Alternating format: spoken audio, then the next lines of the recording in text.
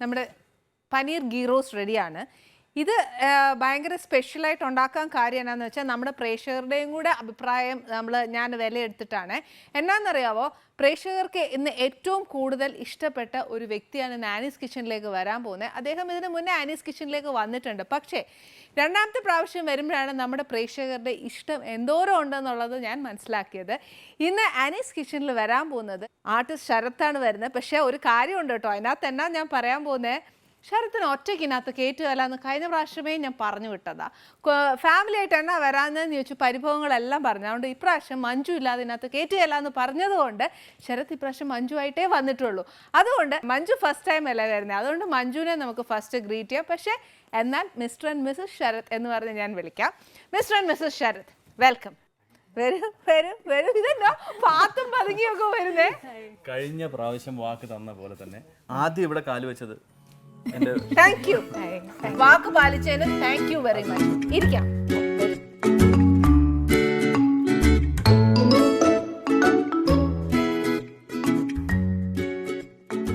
ആദ്യം ഒന്നുകൂടെ thank you പറയാം. എന്നാന്ന് വെച്ചാൽ വാക്ക് പാലിച്ചതിന് വളരെ സന്തോഷമുണ്ട് കേട്ടോ. കഴിഞ്ഞ പ്രാവശ്യം എന്നാടോ വരാഞ്ഞ്? ഞാൻ ഹോസ്പിറ്റലിലാണ് വർക്ക് ചെയ്യുന്നത്. അവിടെ കുറച്ച് അത്യാവശ്യമായത് കാരണം അന്ന് പങ്കെടുക്കാൻ പറ്റി. ഹോസ്പിറ്റൽ ആയതുകൊണ്ട് നമുക്ക് കൂടുതൽ പരാതികളൊന്നും പറയുന്നില്ല. കാര്യം ഒരു ജീവൻ രക്ഷിക്കാൻ വേണ്ടിയും അല്ലെങ്കിൽ അവരെ സെർവ് ചെയ്യാൻ വേണ്ടിയിട്ടും നിൽക്കുന്ന ആൾക്കാരല്ലേ. ബോൺ ടു സെർവ് എന്നൊക്കെ കുറെ വാക്കുകളുണ്ടല്ലോ. അപ്പൊ പിന്നെ നമ്മൾ അതിനോടൊന്നും നമുക്ക് അയ്യോ എന്ത് നല്ല ഭർത്താവാന്ന് നോക്കിയേ, ഭാര്യയെ പറ്റി നല്ല വർത്താനം പറയുന്നതൊന്നും പിടിക്കുകയല്ല. ഇപ്രാവശ്യം എന്തായാലും ഞാൻ വന്നു. അതാ സന്തോഷം കേട്ടോ മഞ്ജു വന്നത്. Thank you very much. കാര്യം വേറൊന്നും കൊണ്ടല്ല, അല്ല ആക്ച്വലി ഒരു കാര്യം ചെയ്യട്ടെ, ഞാൻ കുറച്ച് നാളായല്ലോ ശരത്തിനെ ഇതിനകത്ത് വിളിച്ചിട്ട്.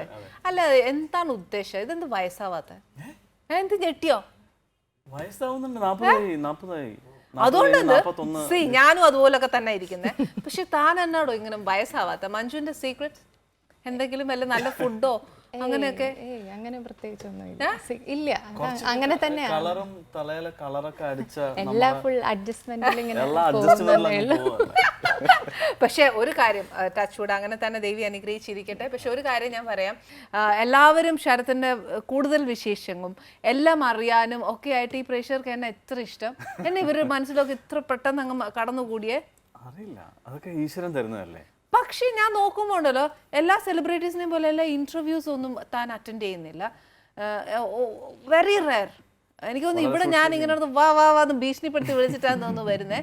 പിന്നെയും മനുഷ്യരുടെ മനസ്സിൽ ഇത്ര ഭയങ്കര ഇഷ്ടം. ഞാൻ ഇപ്പൊ ചെയ്യുന്ന ഒരു സീരിയലുണ്ട്, ഭ്രമണം എന്ന് പറഞ്ഞിട്ട്. അപ്പൊ ഞാൻ ഇതുവരെ എൻ്റെ ലൈഫിൽ ചെയ്യാത്തൊരു ക്യാരക്ടറാണ് അതിൽ ഞാൻ ചെയ്യുന്നത്.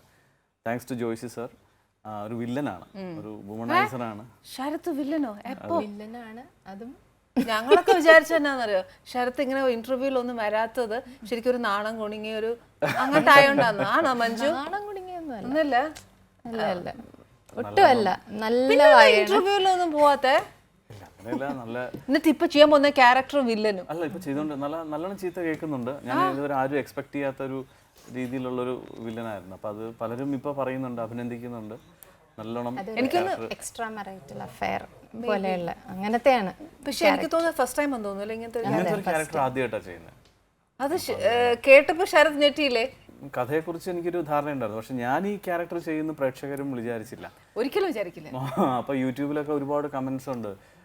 ആദ്യമൊക്കെ എനിക്ക് കുറെ ചെയ്ത് എന്തിനത് എടുത്ത് ഇത്ര നന്നായിട്ട് ശ്രീകൃഷ്ണനായിട്ട് അഭിനയിച്ചല്ല. അപ്പൊ ഞാൻ അവരോട് പറയും, ശ്രീകൃഷ്ണനായിട്ട് അഭിനയിച്ചാണെങ്കിലും ഇടയ്ക്ക് കംസന്റെ വേഷവും ചെയ്യണ്ടേ. അല്ല, ബീങ് ആൻ ആർട്ടിസ്റ്റ് നമ്മൾ പല ക്യാരക്ടേഴ്സ് ചെയ്യണം, അത് കറക്റ്റ് ആണ്. പക്ഷെ ശരത്തിനെ പറ്റിയുള്ള ഒരു ഇമേജസ് എൻറ്റയർലി ഡിഫറെന്റ് അല്ലേ? ഇങ്ങനത്തെ ഒരു ഇമേജ് ഒന്നും ശരത്തിന് ഇല്ല. വിളിച്ച സമയത്ത് തന്നെ പറഞ്ഞു, ശരത്തെ എല്ലാവരും വെറുക്കും, നോക്കിക്കോ, ഞാൻ റെഡിയാണ്. പക്ഷെ പിന്നെയും ശരത്തിനെ പറ്റി സംശയം എന്നാന്നറിയോ, ശരത്ത് കാണാൻ നല്ല ഭംഗിയാ. അപ്പൊ ഈ പറഞ്ഞ പോലെ ഈ പൈങ്കിളി, പ്രേമം, അങ്ങനത്തെ ഒന്നും ക്യാരക്ടേഴ്സ് അധികം ചെയ്തിട്ടില്ലേ? സീരിയൽസിൽ ഇഷ്ടം പോലെ ഞാൻ ചെയ്തിട്ടുണ്ട്. ഒരു ഏകദേശം ഒരു 100 സീരിയൽ ചെയ്തിട്ടുണ്ടെങ്കിൽ അതിലൊരു 80-85 സീരിയലിലും ചെയ്തിട്ടുണ്ട്. മഞ്ജുവിനെ പ്രേമിച്ചിട്ടില്ലേ? പ്രേമിച്ചിട്ടുണ്ട്. അപ്പൊ അതങ്ങ് പറയാൻ മേലെ. ലവ് മാരേജ് അല്ല ഇത്, ഇത് അറേഞ്ച്ഡ് മാരേജാ. എടോ തനിക്ക് ലവ് ചെയ്തോടോ? ഇപ്പോഴുണ്ടല്ലോ, ഇപ്പോഴും ഉണ്ടല്ലോ. എങ്ങനെ കണ്ടുപിടിച്ചേ? എന്റെ ഡിസ്റ്റന്റ് റിലേറ്റീവ് ആണ് ആള്. അപ്പൊ ഇതിന് മുമ്പേ കണ്ടിട്ടില്ലെന്ന് പ്രാവശ്യമേ കണ്ടിട്ടുള്ളൂ. കെട്ടുമെന്ന് വിചാരിച്ചില്ലേ? ഞാനും വിചാരിച്ചില്ല, ആരും വിചാരിച്ചില്ല. അങ്ങനെ അങ്ങ് വന്നു. എന്താ നിനക്കൊരു ബുദ്ധിമുട്ടത് പറയാ? ബുദ്ധിമുട്ടൊന്നുമില്ല കേട്ടോ, എന്ന് ബുദ്ധിമുട്ടൊന്നും. പറഞ്ഞ കഥ എന്ന് പറഞ്ഞ എങ്ങനെയാന്ന്? നീ പറയൂ. എൻ്റെ വീട് പാലക്കാടാണ്.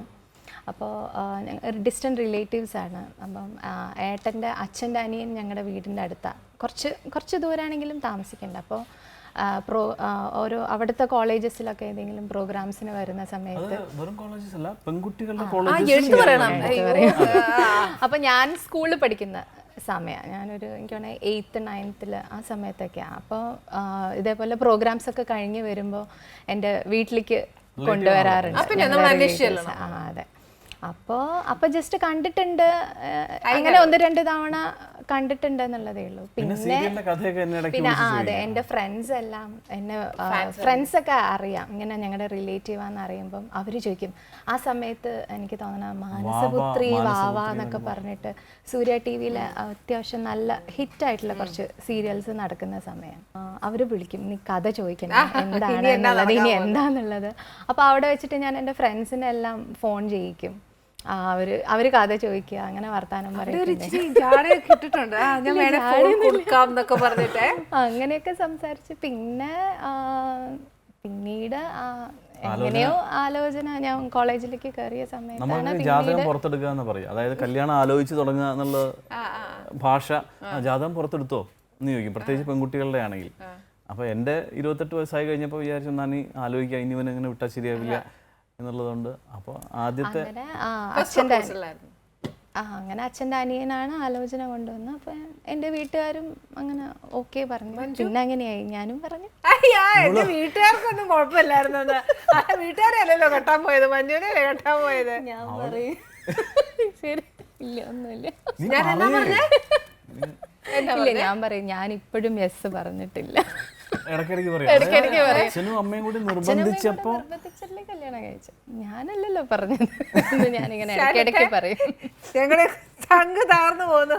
പറയട്ടെ, പറയാനുള്ള സ്വാതന്ത്ര്യം. അതാ ഇവിടെ എന്നാ കറക്റ്റ് ആട്ടോ, ഇവിടെ അങ്ങനത്തെ ഒരു മറയോ അങ്ങനെ ഒന്നുമില്ല. അങ്ങനെയാണ് ഞങ്ങളുടെ കഥ. പക്ഷെ നല്ല കഥ കേൾക്കാൻ നല്ല രസമുണ്ട്. പക്ഷെ ഫസ്റ്റ് പ്രപ്പോസൽ തന്നെ ആലോചിച്ച് എന്റെ ഭാഗത്തുനിന്നുള്ള ഇതുണ്ട്, എന്റെ പെർസ്പെക്റ്റീവ് ഉണ്ട്. അപ്പോൾ നമ്മുടെ എങ്ങനെയാണെന്ന് വെച്ചാൽ ജാതകം ചേർന്ന് കഴിഞ്ഞാൽ, നമ്പൂതിരിമാരുടെ ഇടയിലുള്ളൊരു കഷ്ടമാണ്, ജാതകം ചേർന്ന് കഴിഞ്ഞാൽ പിന്നെ ഓക്കെയാണ്, അത് നടക്കും. കാണണോ വേണ്ടയോ എന്നുള്ളതൊന്നും നിർബന്ധമില്ല. അപ്പോൾ എന്നോട് ആദ്യം ജാതകം എടുത്തപ്പോൾ തന്നെ ചോദിച്ചു, ശരത്ത് നിനക്ക് ഓർമ്മയില്ലേ ഇങ്ങനെ ഇന്ന ആളുടെ മകളാണ്? എനിക്ക് ഓർമ്മയുണ്ട്, പക്ഷെ മുഖം അത് തന്നെയാണോ എന്ന് എനിക്ക് ഡൗട്ട്. അപ്പോൾ പിന്നെ അന്ന് പഠിച്ചുകൊണ്ടിരിക്കുന്ന സമയത്തല്ല, ആ സമയത്ത് കണ്ടിട്ടേ ഉള്ളൂ, പിന്നെ കണ്ടിട്ടൊന്നുമില്ല. അപ്പൊ അതിങ്ങനെ ചിന്തിക്കുകയാണ്, ഈശോ ആ കുട്ടിയെ. നീ മറ്റേ സിനിമയുടെ കാര്യം പറഞ്ഞു കൊടുക്ക്.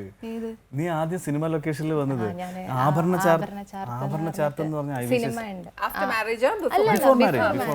ഞാൻ അപ്പൊ അതിന്റെ ലൊക്കേഷനിൽ ഞാൻ പോയിട്ടുണ്ട്. അങ്ങനെയാണ് ആദ്യം ലൊക്കേഷനിൽ കാണുന്നത്. അപ്പൊ അന്ന് ഇവള് ആദ്യം കാണുന്ന അത് അതിനൊരു കഥ ഉണ്ടെന്ന് അങ്ങനെ പറഞ്ഞു കൊടുക്കട്ടെ. അന്നത്തെ സീൻ എങ്ങനെയാണെന്ന് വെച്ച് കഴിഞ്ഞാൽ, അതൊരു അമ്പലത്തിൽ നടക്കുന്ന കഥയാണ്. അപ്പോൾ അതിലെ വാരസ്യാര് കുട്ടി, ഞാൻ ആ അമ്പലത്തിലെ പൂജാരിയാണ് എൻ്റെ കഥാപാത്രം. അപ്പോൾ ആ വാരസ്യാര് കുട്ടി കുളത്തിലേക്ക് വീഴുന്നു. അപ്പോൾ അവിടെ കുളിക്കാനായിട്ട് വന്നിരിക്കുന്ന നമ്പൂതിരി ചാടി വെള്ളത്തിലിറങ്ങി ആ കുട്ടി ഇങ്ങനെ എടുക്കുന്നു. അതാണ് ഞാൻ കാണുന്നത്. അപ്പോൾ ഇവള് ഫസ്റ്റ് സിനിമ ലൊക്കേഷൻ ആദ്യമായിട്ട് കാണാൻ വരുന്ന ഇവളുടെ അച്ഛൻ്റെ ഇതെന്ന് അറിയാൻ വന്ന സമയം കണ്ട കാഴ്ച വെള്ളത്തില് നായകൻ കൂടി ഇങ്ങനെ, അതൊരു 3-4 മണിക്കൂറാണ് വെള്ളത്തില്. മഞ്ജു അന്നേരം എന്നാ ഡിസിഷൻ എടുത്തു? അല്ല, അന്ന് അറിയില്ലല്ലോ. പണ്ടത്തെ ഇല്ല. ശരത്ത്, ഒരു കാര്യം ചോദിച്ചിട്ട്, നമ്മൾ ഒരുപാട് ക്യാരക്ടേഴ്സ് ചെയ്യുന്നതാണ്. പക്ഷെ മഞ്ജു ഇപ്പൊ 3 ക്യാരക്ടർ ചെയ്യുന്നുണ്ട്. ഒന്ന് ഭാര്യ, ഒന്ന് വീട്ടമ്മ, പിന്നെ ഒന്ന് ഒരമ്മ. ഇതിൽ ബെസ്റ്റ് ഏതാണ് മഞ്ജു? അയ്യോ, ഒരു കൺഫ്യൂഷൻ ചോദ്യമാണ്. പക്ഷെ എന്നാലും മഞ്ജു ഉടനെ പറയൂ, ഏതാണെന്ന് ഞാൻ കേൾക്കട്ടെ.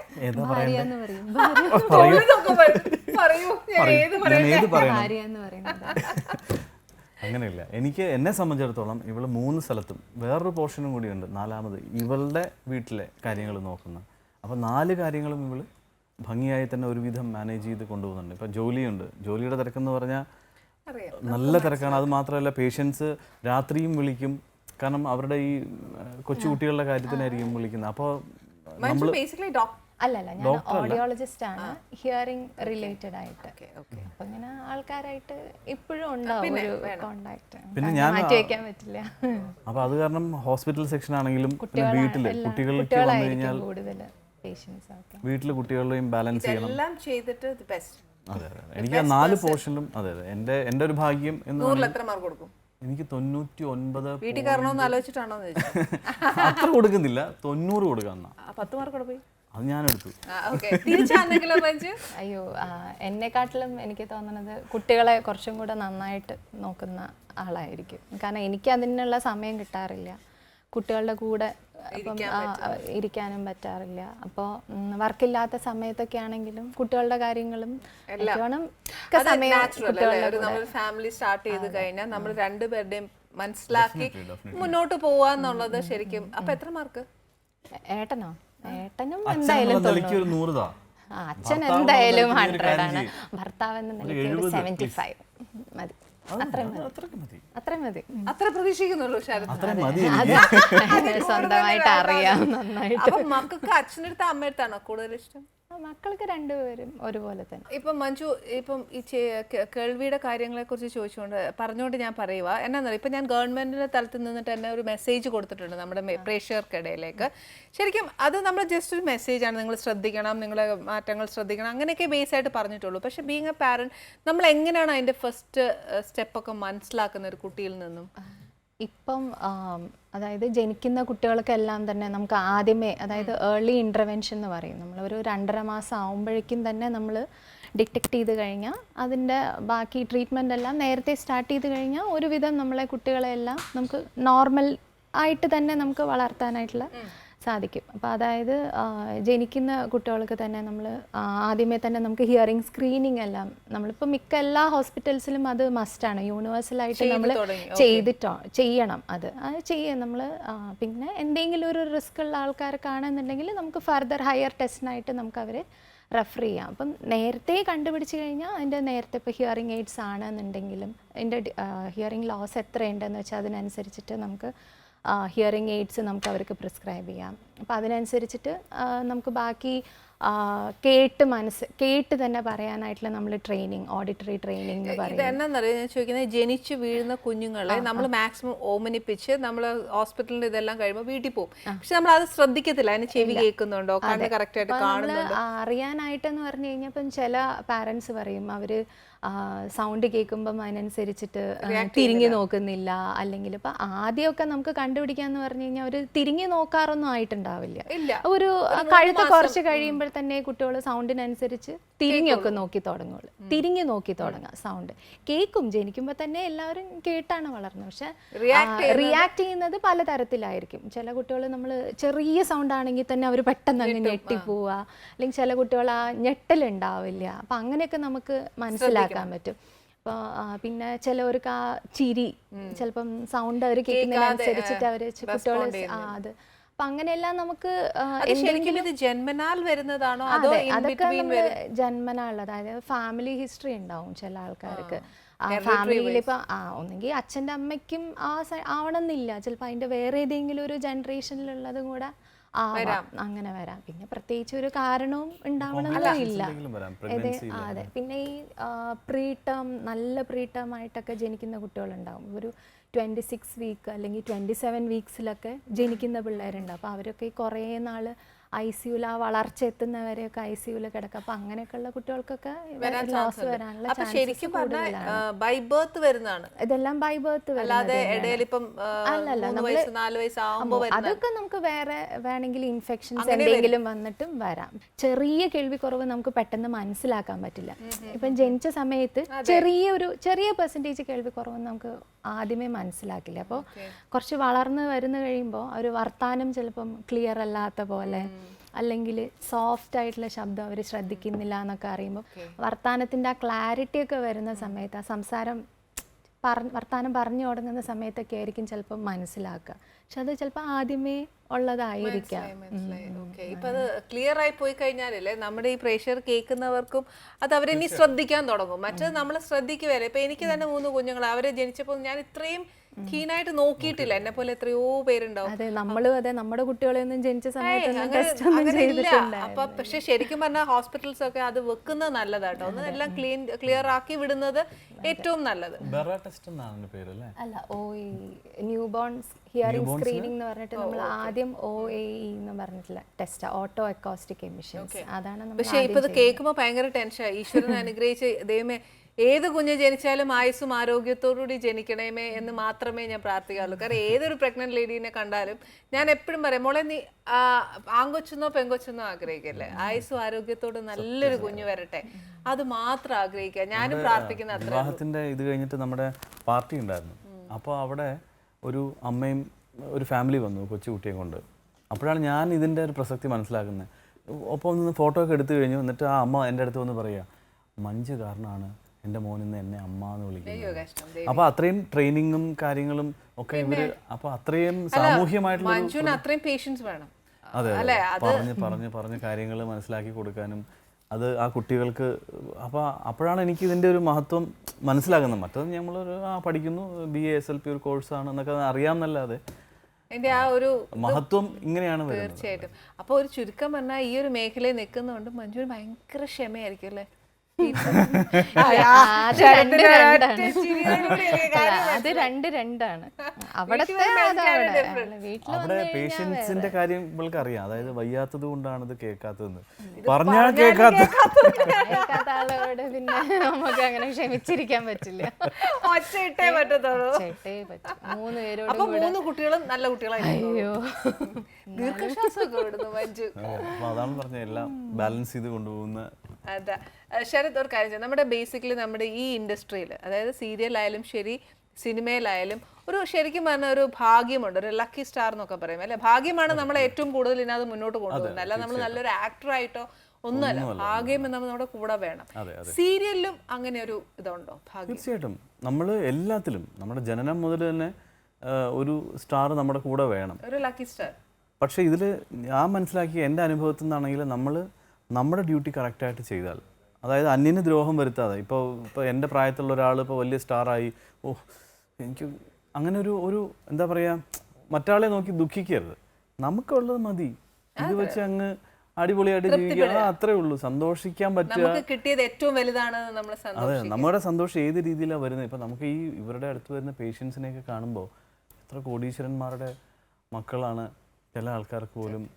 അപ്പോൾ നമ്മൾ അതിലൊന്നും അല്ല കാര്യം, പേരിലും പ്രശസ്തിയിലൊന്നും അല്ല കാര്യം, നമ്മുടെ അനുഭവങ്ങളാണ്. നമ്മൾ മുൻകൈ എടുത്ത് നമ്മുടെ ഫാമിലിയിൽ സന്തോഷം ഉണ്ടാക്കുക, അതാണ് നമ്മൾ പഠിക്കേണ്ട കാര്യം. ഇപ്പം ആസ് ഇറ്റ് ഈസ് ശരത് ഒരു നല്ലൊരു ആക്ടറാണ്.